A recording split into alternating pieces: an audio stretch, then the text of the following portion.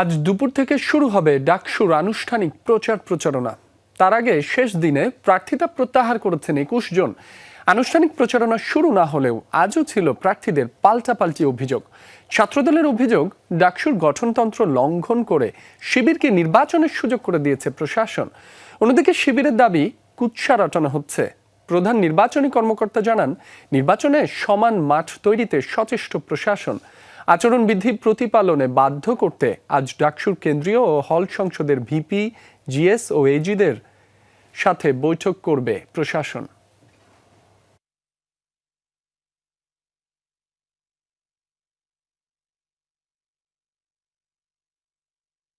ঢাকা বিশ্ববিদ্যালয়কে কিভাবে বিনির্মাণ করতে চাই সেটা নিয়ে আমরা প্রতিযোগিতা করি, কিন্তু আমরা বারবার এই কথাগুলো বলার পর দেখতে পাচ্ছি আমাদের যারা প্রতিপক্ষ আছে, আমাদের যারা বন্ধুপ্রতিম আছে, তারা ক্রমাগত সাইবার বুলিং করছে।